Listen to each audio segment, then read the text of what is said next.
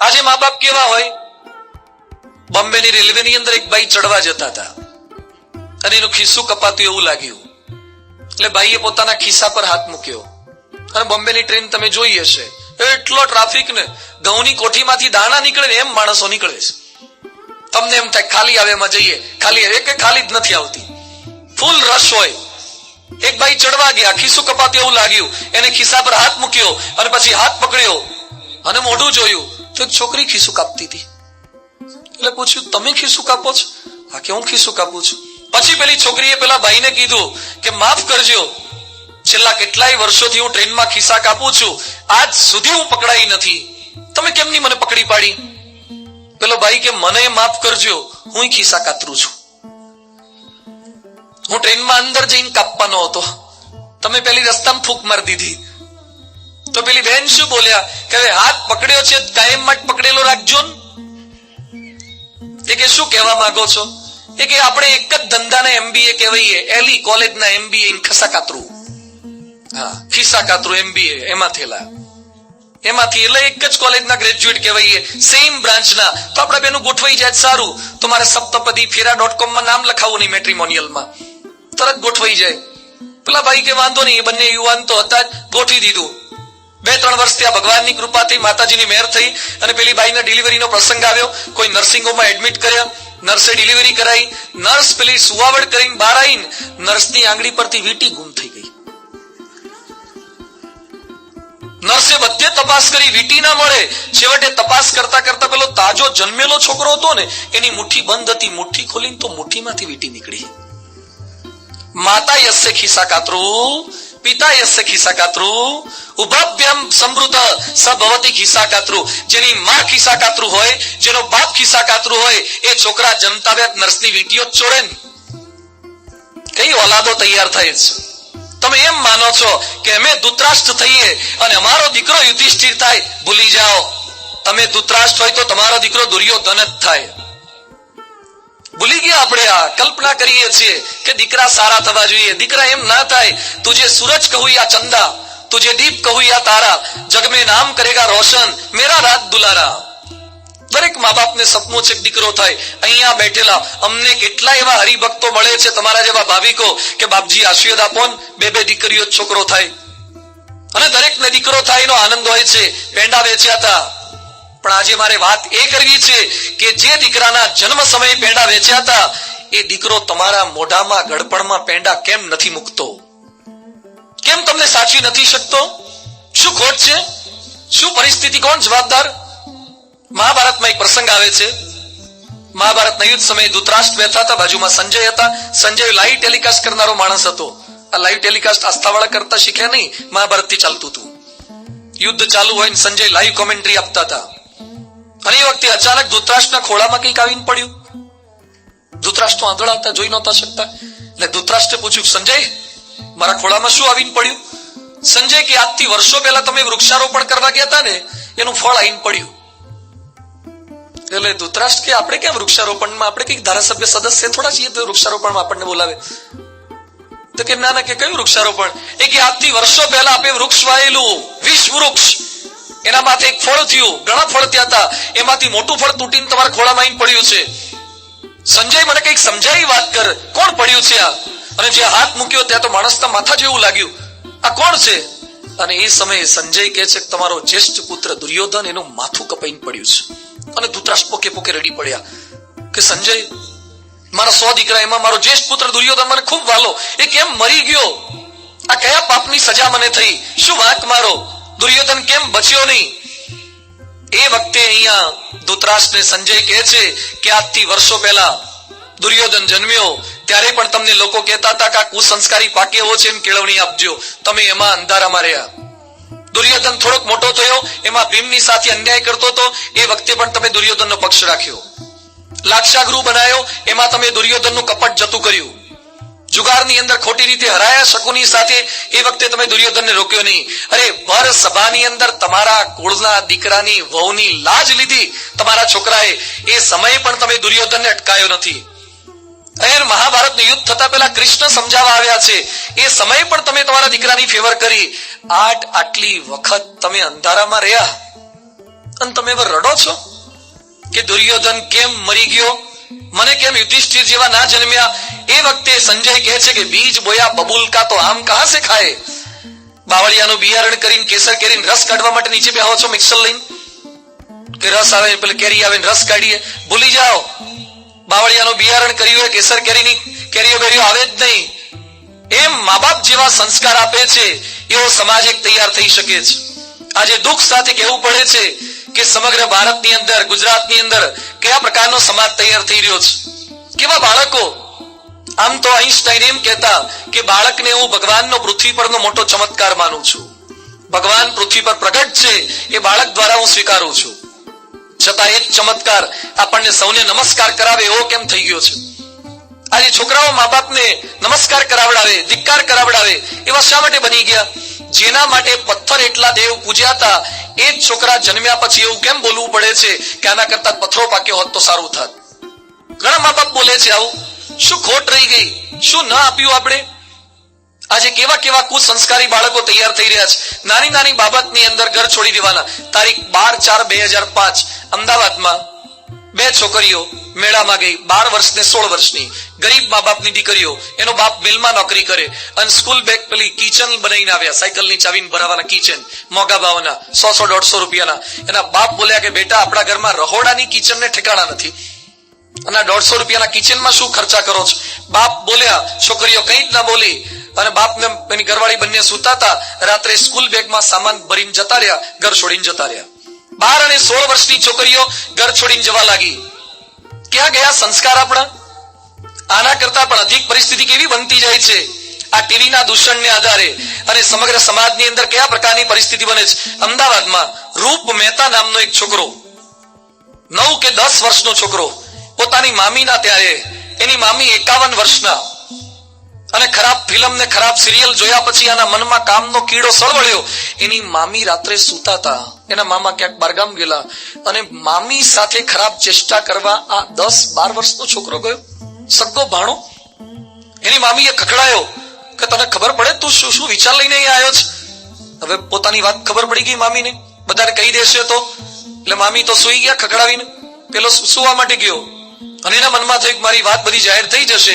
ઘરમાંથી કાતલ લીધી, કાતલ લઈને મામી સુતા હતા અને ગળા પર કાતલના ઘા મારીને મારી નાખ્યા. જે મામીએ ભણવા માટે કાઠિયાવાડમાંથી અમદાવાદ લઈ ગયા એને મારી નાખ્યા. બીજો એક પ્રસંગ, વાસુદેવ નામનો છોકરો, કદાચ તો એ વર્ષો પહેલા વાંચ્યું હશે, એક મોબાઈલ ફોન માટે પોતાની સગી માસીને કે મારી નાખ્યા, પેલા ખલ દસ્તાનો દસ્તો આવે ને એનાથી. કયા પ્રકારની પરિસ્થિતિઓ બનતી રહી છે? ત્યાં બિહાર બાજુ ધર્મશાલામાં એક સ્કૂલમાં 8 વર્ષની છોકરીએ બાથરૂમની અંદર, સંડાસની અંદર બાળકને જન્મ આપ્યો. આ પ્રોગ્રેસ છે? આ પ્રગતિ છે? નડિયાદની અંદર જેલ, વડોદરામાં બાળકોની જેલ, 16 થી 17 વર્ષની નીચેની ઉંમરના બાળકો જેલમાં છે. આ ભારતનો પ્રોગ્રેસ કહેવાય? બાળકો કઈ દિશાની અંદર જઈ રહ્યા છે? જો મા બાપ જાગૃત નહીં થાય તો દિવસો ખૂબ ખરાબ આવશે. આ તો હજી શરૂઆત છે. તમે એમ માનો છો કે એજ્યુકેશન ભણાવી દઈએ એટલે પ્રોબ્લેમ સોલ્વ થઈ જાય? ભૂલી જજો. Only education can't solve our problem. આજકાલની સ્કૂલો કોલેજોમાં ખાલી હિમોગ્લોબિન અને એમાં રક્તકણ ને શ્વેતકણ એની સમજ આપવામાં આવે છે, પણ એ રક્તકણ ને શ્વેતકણ બનાવનાર ભગવાન છે એની સમજ કઈ સ્કૂલ કોલેજ આપે છે? મા બાપ સાથે કઈ રીતે વર્તવું એની ટ્રેનિંગ કોણ આપે છે? આજે આઈએએસ થયેલા, આઈપીએસ ઓફિસર થયેલા ધંધા શું કરે છે? સાજી મોહન 1996 નો આઈપીએસ ઓફિસર. આઈપીએસ એટલે જેટલા પોલીસ કમિશનરો તમને દેખાય છે ને એમાં કેટલાક આઈપીએસ હોય છે અને કેટલાક પ્રમોટેડ હોય છે. એ આઈપીએસ ઓફિસર કહેવાય. ચંડીગઢ નજીક નાર્કોટિક કંટ્રોલના વડા તરીકે જોબ મળી. 13 વર્ષ સુધી જોબ કરી. ભારત સરકારે ગેલેન્ટ્રી એવોર્ડ આપ્યો. અને એ માણસ શું ધંધા કરતા હતા કે નાર્કોટિક્સ, હેરોઇન, મેરેઝુઆના એ જુગારીઓ પાસેથી, આ બધા માણસો પાસે લેવાનું અને લઈને પછી પોતે વેચવાનો ધંધો કરતા હતા. એમાંથી ગાડીઓ લાવતા હતા. એના લેપટોપની અંદરથી બ્લુ ફિલ્મો પકડાઈ, મોડેલો સાથેના ખોટા સંબંધો પકડાયા, લાખો રૂપિયાનો ભ્રષ્ટાચાર પકડાયો. અત્યારે એ આઈપીએસ ઓફિસર બોમ્બેની સેન્ટ્રલ જેલની અંદર છે. તમે એમ માનો કે આઈપીએસ થઈ ગયા, આઈએસ થઈ ગયો દીકરો એટલે પૂરું થઈ ગયું? ના થાય પૂરું. આપણે એમ માનીએ છીએ છોકરાને એલીમાં મૂકી દો, એમએસ માં મૂક્યો, ધીરુભાઈ અંબાણીમાં મૂક્યો, નિરમામાં મૂક્યો, ડીડીઆઈટી મૂક્યો. અરે કોલેજોથી કાંઈ ના થાય.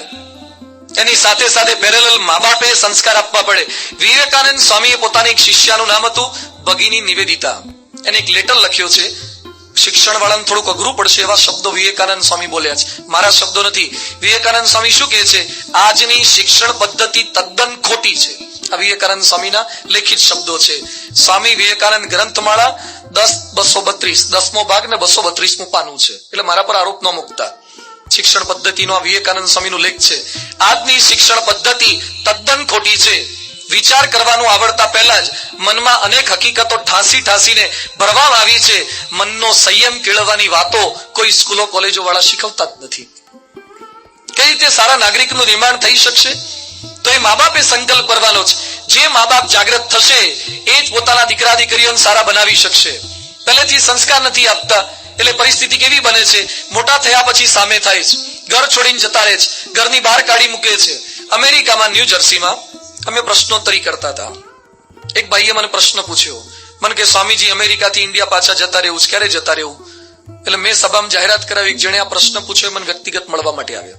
કારણ કે મને તકલીફ એ થઈ કે ઇન્ડિયાથી લોકો ઘૂસવાના પ્રયત્ન કરે અને અહીંયા એ પછી પાછા જવાની કેમ વાત કરે છે.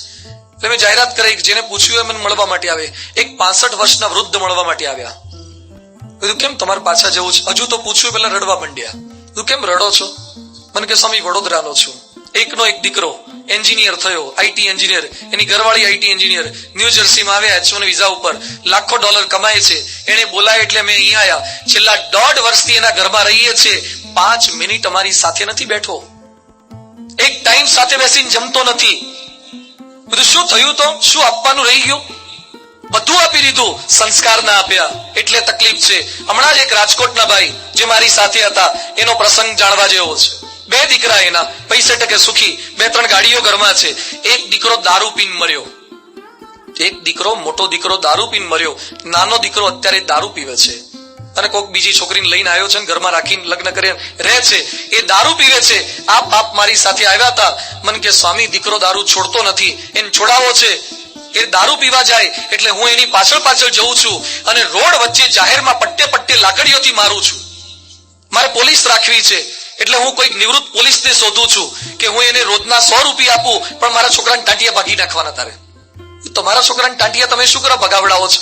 મને કે સ્વામી ટાંટિયા ભાગીને ઘરમાં પડશે એની સેવા હું કરીશ, પણ દારૂ પીને મરશે એ મારાથી નહીં જોયું જાય. પછી મારે એને કહેવું પડ્યું કે અત્યારે મોટો થયો, દારૂ પીવા ગયો ત્યારે ટાંટિયા ભાગવાનું યાદ આવે છે, પણ જયારે નાનો હતો ત્યારે એના ટાંટિયાને મંદિર બાજુ વાળવાનું એ યાદ કેમ ના આવ્યું? એ કેમ ભૂલી ગયા? અત્યારે રડવાનો વારો આવે છે. બાળપણથી તાલીમ નથી આપતા એટલે પછી મોટા થયા પછી આ બધા વિચારો આવે છે. તો બાળપણથી તાલીમ આપવાની છે, એ નહીં આપે તો મા બાપને નહીં સાચવે. આણંદની અંદર એક મેગેઝિન બહાર પડે છે, ચરોતર ભૂમિ છાપાનું નામ છે. એમાં એક પ્રસંગ આવ્યો હતો. એક છોકરાએ પોતાની માતાને કાઢી મૂક્યા, ગરડા માતાને વૃદ્ધાશ્રમમાં મોકલી દીધા. 60-65 વર્ષની બાઈ વૃદ્ધાશ્રમમાં રહેતી હતી ને એકવાર વહેલી સવારે જાગી, કેલેન્ડર સામે નજર ગઈ, કેલેન્ડરમાં કઈક તારીખ જોઈ, કઈક યાદ આવ્યું એટલે એને પોતાના ઘરે દીકરાના ઘરે ફોન જોડાયો. દીકરાએ ફોન રિસીવ કર્યો. હલો, કોણ? બેટા તારી માં. કેમ ફોન કર્યો અત્યારે? બેટા આજે કેલેન્ડરમાં નજર ગઈ, મને તારીખ યાદ આવી, આજે તારો બર્થડે છે. આને માં કહેવાય. જેને કાઢી મૂક્યા પછી પણ દીકરાની જન્મ તારીખ યાદ રાખે એને માં કહેવાય. અને છોકરો શું બોલ્યો કે આટલો વહેલો ફોન કરવાની શું જરૂર હતી? મારી ઊંઘ બગાડી દીધી. કે 5-10 મિનિટની ઊંઘ બગડી, હવે ઊંઘ નહીં આવે, મને ડિસ્ટર્બ કરી નાખ્યો.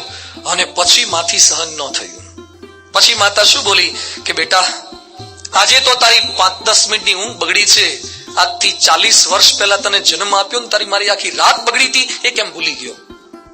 આજે માતા 9-9 મહિના સુધી પોતાના પેટમાં છોકરાઓને રાખી મૂકે. એ છોકરાઓ પોતાના ફ્લેટમાં નથી રાખતા, જે પેટમાં રાખ્યા એને ફ્લેટમાં ના રાખો. એક મા બાપની નાનકડી ઝૂંપડીની અંદર 4 દીકરા મોટા થઈ શકે. 4 દીકરાના 4 આલિશાન મહેલમાં મા બાપ સચવાતા નથી અને રામાયણની પારણો લઈને બેઠા છીએ આપણે. આજે અહીંયા બેઠેલા કેટલાક પોતાના મા બાપને નથી સાચવતા. તો સાચવવા આ પારાયણનું પહેલું મિશન આ છે. મા બાપની સેવા કરો. ભાઈઓ સાથે ના બોલાવ હોય છોડી દો. બધાએ જાગૃત થવાનું છે. જ્યારે હું મા બાપની વાત કરું ને એટલે ઘણી વાર મને કેટલાક બાપુજી આવીને કહી જાય, મને કે સ્વામીજી આવું ચાલુ રાખો, કે ખૂબ જરૂર છે, કે બરાબર ના ખખડાવો કે મારા છોકરાઓને હારા હાચવતા જ નથી. કે આવું ઘણા બધા ડોહા કહેવા આવે, પણ પછી મારે ડોહાઓની થોડીક આજ વાત કરવી છે. દર વખતે ખાલી છોકરાનો છોકરાની વહુનો વાંક નથી હોતો, કેટલાક ડોહા પણ અકોણા હોય છે, એને સુધરવા જેવું હોય છે. એક પુસ્તક લખવા જેવું છે, મા બાપોએ વિકસાવેલી દુઃખી થવાની કળા. શું? આ બધા હવે ડોહા ડોહીઓ ધ્યાનથી સાંભળજો. મા બાપોએ વિકસાવેલી દુઃખી થવાની કળા. દરેક દીકરો કે દીકરાની બહુ ખરાબ નથી હોતી, કેટલાક મા બાપના એક ખરાબ સ્વભાવ હોય છે, એટલે ઘરમાં રાખતા નથી, એટલે સાચવતા નથી. આના પર તો ઘણા લક્ષણ થાય એવા છે. હવાના પોરમાં 4 વાગ્યાના ઉઠી જાય, ડોલ ટમલર ખખડાય ખખડાય કરે, લાઈટો પાડી દે અને બોલ બોલ કરે, ઉઠો હવે ઉઠો હવે. હવે તમને 60 વર્ષે ઊંઘ ના આવે, જુવાન જોત નથી, ઊંઘવા દો. આ ડોહાઓની મોટી તકલીફ, આ ઊંઘે નહીં, ઊંઘવા દે નહીં. તો ઊંઘવા દેવા રહે છે દીકરાના ત્યાં, અને જે કઈ પૈસા ભેગા થાય ને દીકરીને ત્યાં મોકલાવે. બોલો, જોજો ઘણા આવા ધંધા કરે છે. રે દીકરો સાચવે, દીકરાની વહુ તમને ખાવાનું આપે, અને પૈસા ભેગા થાય એ બધા દીકરીને ત્યાં કેમ મોકલાવો છો? આવું કેટલાક કરે છે. અને ક્યારેક દીકરો ને દીકરાની વહુ ક્યાંક ફરવા જતા હોય ને તો 65-70 વર્ષના ડોહા તૈયાર થઈ જાય, હું આવું. હવે તમને આજીમાં ડુબાડવા લઈ જવા? કોક વાર તો એકલા ફરવા જવા દો એમને, દર વખતે ભેગા ના જવાનું હોય. આવું આના પર તો પારાયણ થવી જ. રાજકોટ આવજો, થોડીક વાતો આના પર કરીશ. મા બાપોએ વિકસાવેલી દુઃખી થવાની કળા સમજ પડતી નથી, એટલે છોકરાઓ ક્યાંથી સાચવે? એકવાર એક ભાઈના ઘરે હું પધરામણી ગયો, પેલા ડોહા પથારીમાં બેઠેલા હતા, અને પેલો છોકરો મને શું કે, મને કે સ્વામી ધૂન કરો ને બાપુજી સુખિયા થાય. સુખિયા થાય એટલે ખબર છે? ઉપર જાય. એટલે છોકરો મન કે બાપજી ધૂન કરો ને, બરાબરની ધૂન કરો, તે બાપુજી સુખિયા થાય. તેનો બાપ મન કે ના ના, મારે સુખિયા નથી થવું, કે મારે અહીંયા જ રહેવું છે. હવે મારે તકલીફ થઈ ગઈ, ધૂન કરવી કે નહીં. છોકરો મન કે તમે તમારે ચાલુ કરી દો એટલે ઇનિંગ સ્ટાર્ટ થઈ જાય. એકવાર કે નંબરિયા પડવા માંડે. પણ એને તારા બાપ ના પડે છે ને છોકરા ધૂન કરવી. છોકરો કે બાપજી ધૂન કરો, મારા બાપને તકલીફ બહુ પડે છે. તો પેલો બાપો મન શું કે તકલીફ મને નથી પડતી, તકલીફ મારા રોયાને પડે છે, સાચવતા. કે મને સાચવતો નથી. તમે જીવતા હોય છતાં તમને મારી નાખવાની ધૂન તમારા છોકરા કરતા હોય, ત્યારે પેરેલલ તમારે પણ સમજવાનું કે કંઈક સંસ્કાર આપવામાં ખામી રહી ગઈ છે, કંઈક ખામી તમારી રહી ગઈ, કંઈક તમે તમારા સ્વભાવ સુધારી શક્યા નથી.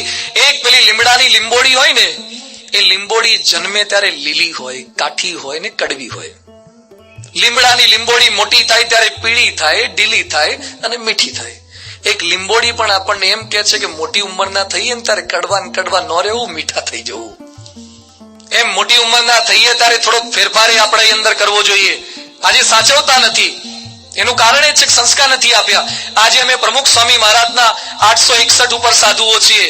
અમે કોઈ એમના લોહીના સગા નથી, અમે તો બીજા કોકના દીકરાઓ છીએ, અને એમના સાધુ થયા. છતાં અમે 860 જણા સાધુઓ એમના સાચા દીકરાની જેમ રહીએ છીએ. અમે રોજ પ્રાર્થના એ કરીએ કે પ્રમુખ સ્વામી જીવો સદા વર્ષ 120. એમને જેમ કે એમ આખી દુનિયાની અંદર ફરવા માટે, આગમાં કૂદી પડવા માટે તૈયાર છીએ. શું આપે છે અમને પ્રમુખ સ્વામી મહારાજ? કઈ આપતા નથી. અમને કશું જ નહીં. લોકો એમ કે છે તમને જલસા કરાવડાવે, અહીંયા કઈ જલસા કરાવડાવતા નથી. હમણાં ડોક્ટર અહીં વાત કરીને અમને 2 જોડી લુગડા આપે છે. તમારા બધાને કેટલા હોય મેં જોયા છે. કેટલી જોડી તમારા લુગડા હોય છે? કેટલાકને હવારના જુદા, બપોરના જુદા, પછી લગ્નના જુદા, પછી કોકના કાળ મોકાળના બેસણા ઉઠમણા હાલના લુગડા જુદા હોય. કેટલાકને બેસણા ઉઠમણામાં જ પહેરવાના હાડલા અને પેલા જબ્બા લેગા હોય છે. બેસણા ઉઠમણામાં પહેરવાના જુદા, મંદિરમાં આવવાના જબ્બા લેગા જુદા, હવાના દોડવાના ચડ્ડા જુદા, સ્વિમિંગ પુલના જુદા, કોસ્ચ્યુમ જુદા. કેટલા તમે કપડા પહેરો છો, અને એની સામે અમે સાધુઓ ખાલી 2 જોડી લુગડા પહેરીએ છીએ. અને તમે પાછા અમને એમ કહો છો કે સમાજનો ભાર આ લોકો વધારે પડતો બગાડે છે. અલા ખર્ચા હારા તમે કરો છો, વધારે પડતા પૈસા તમે વાપરો છો, અને પાછા અમને કહો છો કે પૈસા તમે વાપરો છો. 2 જોડી લુગડા રાખીએ છીએ અમે એન્જિનિયર થયા પછી પણ.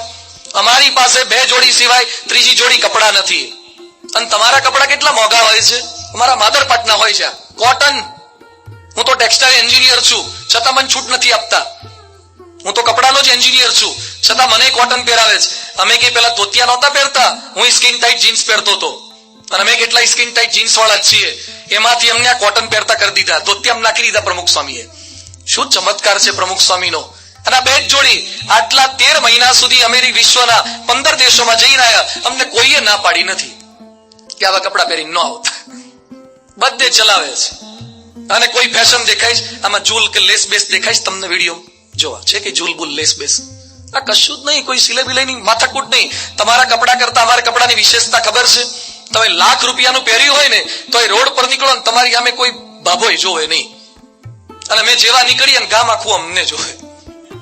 હા, એ નીકળ્યા કે ચોખ્ખું ઘી જાય. જાણે એના બાપુજીનું ન ખાતા હોય. તરત ગામ આખું અમને જોવે. અને બીજું, તમારા લાખ રૂપિયાના લુગડા હોય ને તો એ તમારું નીચેવાળું ઉપર પહેરાય. સાંભળજો ધ્યાનથી. તમારા લાખ રૂપિયાનું પેન્ટ હોય તો એ નીચેવાળું ઉપર પહેરાય, ઉપરવાળો શર્ટ નીચે પહેરાય. અમારા કપડાની વિશેષતા એ છે કે ઉપરવાળું નીચે પહેરાય, નીચેવાળું ઉપર પહેરાય. હા, એ લુગડા અમે પહેરીએ. ખાલી તાલીઓ ના પડો, બાકી હોય પહેરવા માંડજો. સ્વામીજી આ કપડા આપે છે, બે જ જોડી લુગડા આપે છે. દુનિયાના કોઈ પણ ખૂણે રાત્રિ દિવસ પુરુષાર્થ કરવાનો, છતાં અમે અમારા મા બાપને છોડી અને પ્રમુખ સ્વામી મહારાજ માટે, ભગવાન સ્વામિનારાયણ માટે, હિન્દુ સંસ્કૃતિ માટે, ભારત માટે આખું જીવન કુરબાન કરી દીધું છે. શું આપ્યું છે? પ્રમુખ સ્વામીએ સંસ્કાર આપ્યા છે. હું કહેવા એ માંગુ છું કે પ્રમુખ સ્વામી મહારાજ પોતાના 861 સાધુઓને જો કંટ્રોલમાં રાખી શકતા હોય તો તમે તમારા 2 દીકરા દીકરીઓને કંટ્રોલમાં કેમ નથી રાખી શકતા? કંઈક આપવામાં રહી ગયું છે, કંઈક સંસ્કાર આપવાની ખામી છે. તો સમય આપો, એની પાછળ સંસ્કાર આપો. આજે કેટલાક હીરા ઘસનારા પેલો રફ માલ લઈ આવે એન્ટવર્પથી, કોંગોથી, અને પછી પેલો બિલોરી ગ્લાસ લઈને બેસી જશે અને ગહ ગહ કરે. કોકના રફ માલને હીરો કર કરો છો, તમારો હીરો ઘરમાં રફ થઈ ગયો. એનું તો થોડુંક ધ્યાન રાખો. તમારો હીરો જીરો થઈ ગયો. કેટલાકને શોખ હોય છે એટલે ઘર આગળ પેલા કુંડા વાવે, મહેંદી કરે, અને દર મહિનો થાય ને પેલી કાતર લઈને બેસી જાય. ગ્લોન કાપે, ડુંડા કાપે, અને મહેંદીના પાંદડા વધી ગયા એને કાપ કરે. પેલી મહેંદી મોટી થાય છે એને કાપવાના વિચાર આવે. તમારા છોકરાના જટિયા મોટા થઈ ગયા એનો વિચાર કરો. એનો કેમ વિચાર નથી કરતા? કાર્બન સાફ કરે, સ્કૂટરને પેલા ફૂમતા લગાવે, ગાડીઓ ઘસઘસ કરે. ગાડીઓ પાછળ જેટલો સાઈમ આપો છો એટલો દીકરા દીકરીઓ પાછળ આપો. રોજ સમય આપો, એની પાછળ ટાઈમ આપો, તો સંસ્કારી થશે, બાકી ના થાય. અને એની શરૂઆત આપણાથી કરો. તમે એમ માનો હું બીડીઓ પીવું અને મારો છોકરો બીડી વગરનો થાય. અહીંયા કેટલાય બીડી વાળા બેઠા છે, કેટલાક સિગરેટ વાળા બેઠા છે, છોડતા જ નથી. બોલો, આવી કેટલી પારેણો સાંભળી. અને અમુક લોકો નક્કી કરીને જ આવે છે કે આટલી વાત તો આપણે સાંભળવાની જ હોય. અમુક ને ખબર છે નહીં. અમુક લોકો પેપર આપવા જાય ને એટલે અમુક માર્ક તો ઓપ્શનમાં જ છોડે. શું કરે? ઓપ્શનમાં છોડે એટલે એને જવાબ દેવાનું હોય કે આટલાની તૈયારી કરવાની જ નહીં અને બાકીના 70 માર્કમાંથી જ પાસ થવાનું. એમ અમુક નક્કી કરીને જ આવે છે કે આવી વ્યસન સંબંધી જેટલી કઈ વાતો આ સ્વામી કરે ને એ સાંભળવાની જ નહીં, બાકીની સાંભળવાની. આ કેટલી વાતો થાય, છોડતા નથી. ગુટકા છૂટે નહીં આપણાથી. પ્રમુખ સ્વામી મહારાજ અમેરિકામાં એક ભાઈના ઘરે ગયા, બીડી પીતા હતા. સ્વામી કે બીડી છોડો. એ કે કહેતા હોય બાયડી છોડું, બાયડી છોડું. એટલે સ્વામીજી કે બાયડી છૂટે ને બીડી ના છૂટે? એ કે બાયડી તો 20 વર્ષે આવી, બીડી તો 8 વર્ષનો તો ત્યારથી ફ્રેન્ડશીપ છે, કે જૂની ફ્રેન્ડશીપ એની જોડે છે. અરે છોડતા નથી, બીડી છોડે નહીં. અને પછી કે સંસ્કારો આવે. ક્યાંથી સંસ્કારો આવે?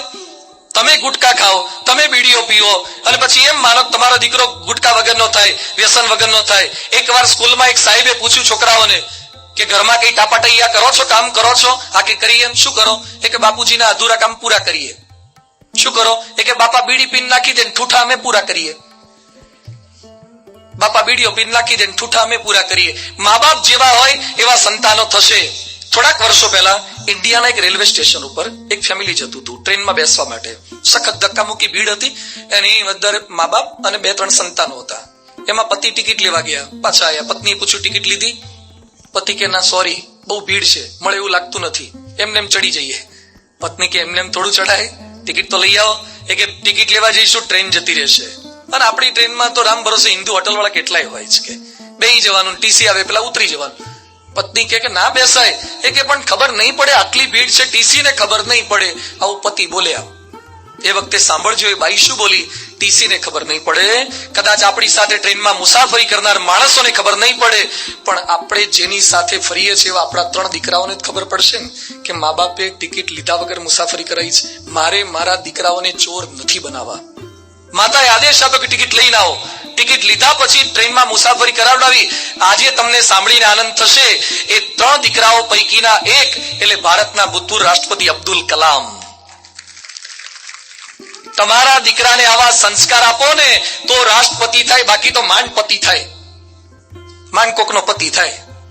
રાષ્ટ્રપતિ બનાવવા માટે આવા સંસ્કાર આપવા પડે, આવી ટ્રેનિંગ આપવી પડે. ગાંધીજીની માની ટ્રેનિંગ આ હતી. ગાંધીજીને વિલાયતમાં ભણવા માટે મોકલ્યા. એની માતા પુતળીબાઈએ ટ્રેનિંગ આપી કે બેટા જા બેરિસ્ટર થા, બેરિસ્ટરનો બાપ થા, પણ ક્યારે દારૂ ન પીતો. માંસનો ખાતો અને વ્યભિચાર ના કરતો. ગાંધીજીને લંડનમાં સમજાવનારા મળ્યા. ગાંધીજીને કેટલાક મિત્રો શું કે mister Gandhi, you have to understand, it's a cool country. London તો ઠંડો દેશ છે. ઇન્ડિયામાં મોરબીમાં ગરમી હોય એટલે દારૂ ન પીવો ચાલે, પણ લંડનમાં પીવો જ પડે દારૂ, તો ગરમી રહે. ગાંધીજી કે દલીલ કરીને સમજાવે, છતાં કોઈ ના માને. ત્યારે ગાંધીજી શું બોલતા કે ગમે તેટલા તો અહીં ફાયદા જણાવો, પણ મને મારી માએ ના પાડી છે એટલે મારાથી ના લેવાય. મા બાપના સંસ્કારો એ થોડુંક ટ્રેનિંગ આપો. બીજો એક પ્રસંગ મારે આપને કહેવો, જાદુગર કેલાલનો. ઓળખો છો ને બધા જાદુગર કેલાલને? હમણાં લગભગ અમે અમેરિકા જતા તે પહેલા 2010 ફેબ્રુઆરીમાં હેમુ ગઢવીમાં જાદુગર કેલાલનો લગભગ 2-3 મહિના સુધી ખેલ ચાલ્યો. મને ખબર પડી એટલે જાદુગર કેલાલ મેં રાજકોટ કાલાવડ રોડ પર આપણા મંદિરે બોલાયા. બેઠા. લગભગ કેલાલની ઉંમર તો 84-85 વર્ષ ઉપરના થઈ ગયા છે કેલાલ, અને માંડ ચાલી શકે, છતાં આજની ઉંમરે પણ 3-3 કલાક શો કરે છે એના જુનિયર કેલાલ સાથે. કેલાલ બેઠા હતા એટલે મારી સાથે કેટલાક છોકરા હતા. એટલે મને કે સ્વામી એમ કોણ જાદુ ખેલ કરે? એટલે મેં કેલાલને રિક્વેસ્ટ કરી, મેં કઈ થતું હોય કરો. મને કે આખી દુનિયાના મોટા મોટા જાદુગર તમને મળી ગયા, ભાઈ મારા જાદુ શું જોવા છે? બધું મને કોણ જાદુગર મળ્યો છે? મને કે પ્રમુખ સ્વામી આખી દુનિયાના મોટા મોટા જાદુગર છે. આ કેલાલે મને ફેબ્રુઆરીના 2010 ની અંદર આ વાત કરી. બધું પ્રમુખ સ્વામી કરી તે જાદુગર. કેલાલ શું બોલ્યા? તમારે કેલાલને જઈને પૂછવાની છૂટ છે. કેલાલ મને કે સ્વામી હમણાં હું ગુટકા વડોદરામાં ગયો હતો અને ગુટકાની કંપની મને મળી, માણેકચંદ કે ફકીરચંદ કે બાવાચંદ, બધી જાતની હોય છે ને. એ કંપની વાળાએ મને એવું કીધું કે તમારે એક હાથમાં પડીકી પકડવાની અને બીજા હાથે અંગૂઠો ને આંગળી આમ ભેગી કરીને એમ બોલવાનું કે વાહ મજા આ ગઈ. તો કે શું થાય? એ કે આટલું બોલવાના તમને 42 લાખ રૂપિયા આપું. કેલાલ કે ના થાય. એ કે કેમ ના થાય? વધારે પૈસા આપીએ? એ કે 1 કરોડ આપો ને તોય ના થાય. સાંભળજો, આ કેલાલ આ છે. એ કે 1 કરોડ રૂપિયા આપીએ તોય તું આમ એક જાહેરાતમાં ના પાડે છે, ગુટકાની જાહેરાતમાં. એ વખતે કેલાલ શું બોલ્યા કે તમે કરોડ નહીં 10 કરોડ આપો ને તોય ના થાય. કેમ ના થાય?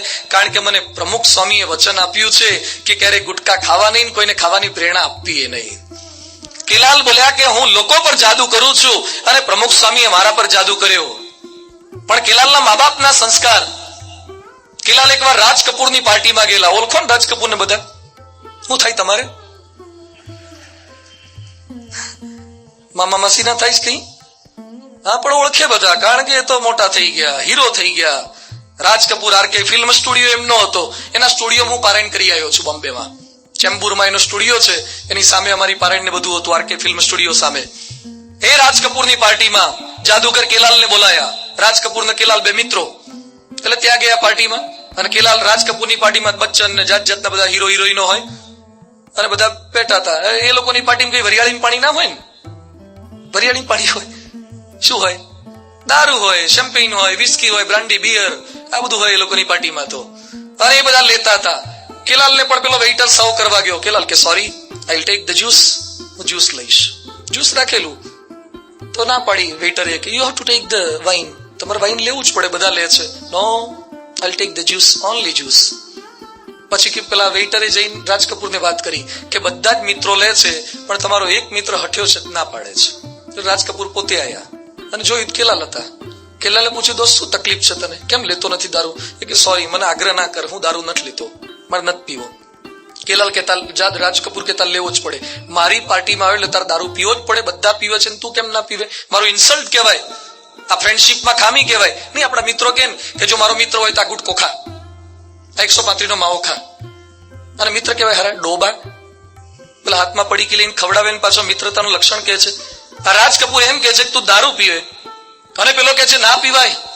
પેલા બહુ જ આગ્રહ કર્યો છતાં કેલાલ ન માન્યા. એટલે રાજ કપૂર એક ચમચી લીધી, દારૂમાં બોળી, દારૂવાળી કરી અને પછી જ્યુસમાં બોળી, અને પછી એમ કે છે કે હવે આ જ્યુસ પી જા તો હું એમ માનીશ કે તે મારું વચન રાખ્યું. હવે કેલાલ શું બોલ્યા કે હવે તો જ્યુસ પણ નહીં પીવું. એક કેમ જ્યુસ નહીં પીવે? કારણ કે તે દારૂ વાળું અભડાઈ નાખ્યું. હવે તો જ્યુસ નહીં પીવું. એ વખતે રાજ કપૂર બોલ્યા કે તું જ્યુસ ન પીવે તો મને મારા બાપ, તને મારા બાપ પૃથ્વીરાજ કપૂરના સોગંદ છે. રાજ કપૂરના બાપનું નામ પૃથ્વીરાજ કપૂર, એના સમ છે. એ વખતે કેલાલ હાથ જોડીને શું બોલ્યા કે મારે તારા બાપનું વચન સાચવવું કે મારા બાપનું? એ કે શું કહેવા માંગે છે?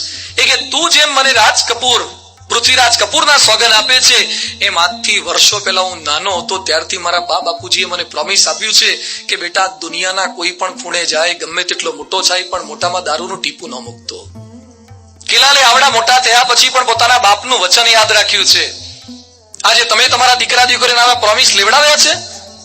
પ્રોમિસ આપો, વચન લેવડાવો કે દુનિયાના કોઈ પણ ખૂણે જાય દારૂ નહીં પીવે, પણ તમે પેલા પીવાનું બંધ કરીને પછી પ્રોમિસ લેવડાવજો. તમે પેલા પીવાનું બંધ કરો. દારૂ પીવા લાગ્યા આપણા ઇન્ડિયન, ગુજરાતીઓ પીવા લાગ્યા, હિન્દુ પીવા લાગ્યા, આ મોરબી વાળા પીવા લાગ્યા, આ સિરામિક વાળા પીવા લાગ્યા. મને ખબર છે કેટલા પીવે છે. મારી સામે બેઠેલા કેટલાક પીવે છે, મારી સામે ડોકું હલાવે છે ને એ પીવે છે, મને ખબર છે. આ અત્યારે મોઢા હલાવે છે પણ ઘરે જઈને આખા દારૂ હલાવે છે. એમને અત્યારે મારાથી ડોલે છે અને પછી દારૂ ડોલાવે છે લોકોને. આ ના ચાલે પારાયણ. દારૂ શેના પીવો છો તમે? બાળપણથી આ સંસ્કાર આપેલા નથી એટલે મા બાપના આ ટ્રેનિંગ આપવાની છે, મા બાપની ટ્રેનિંગ. આ ના ચાલે. રામને માનો છે અને રામને માને કહેવાય. એક વાર એક ભાઈ અમારા રાજકોટમાં રહે, કેટલાક દિવસથી મને દેખાયા નહીં. એટલે બધું ક્યાં ગયા હતા? મને કે અંબાજી પદયાત્રા કરતા કરતા. મેં કહ્યું સારું કહેવાય, જવું જ જોઈએ, એમાં કઈ સારું છે, માતાજીની ભક્તિ કહેવાય. બધું અંબાજીથી તો 20મી આવી જવાને તને 25મી કેમ થઈ? મને કે અંબાજીથી થોડેક આગળ જઈ આયા. અંબાજી થોડેક આગળ શું આવે? આબુ. બધું આબુ શું કરવા ગયા? અંબાજી સુધીની જ વાત હતી. મને કે અંબાજીમાં માતાજીના દર્શન ને આબુમાં પિતાજીના દર્શન. કયા પિતાજી? મને કે છૂટ નથી ને ગુજરાતમાં પીવાની, તે પાણી પીવાની છૂટ નથી. બોલો, અંબાજી માતાના સંગમાં ગયેલો અને પછી ત્યાંથી આબુમાં જઈને દારૂ પીનાયો. કયા પ્રકારની ભક્તિ છે આ? તમે એમ માનો છો કે ઉમિયા પરિવારે નવરાત્રી કરી લીધી? આ તો બરાબર છે, તમારા વખાણ અમે કરીએ છીએ, ભાઈ ભૂકા કાઢવાના તમારા બધાના. ખબર છે અમને, તમે લોકો બેજા ગેટા ગોટાળા કરતા હોય તો એ ના ચાલે. બધા જોડાયા છો એટલે બધું પેરેલલ આપણે બધું કરવાનું છે. બીજા બધાની વાત છે. આ જે કઈ દૂષણ છે બધા કાઢવાના છે. આ સંસ્કારો આપેલા લક્ષ્મણને એના મા બાપે એટલે આદર્શ થઈ શક્યો. એમ અહીંયા બેઠેલા તમામ મા બાપ સંકલ્પ કરે કે મારા દીકરા દીકરીઓને સારા બનાવવા છે. એના માટે પ્રમુખ સ્વામી મહારાજ મંદિરો કરે છે. આજે સમગ્ર વિશ્વની અંદર 1000 જેટલા મંદિરો પ્રમુખ સ્વામીએ કર્યા છે. અમારા જેવા સાધુઓ બનાવ્યા છે. અમારે તમારા દીકરાઓને મંદિરમાં લાવી અમારા હાથ પગ નથી દબાવડાવડા, પણ ભવિષ્યમાં તમારા ગળા નો દબાવે ને એટલે ભેગા કરવા છે.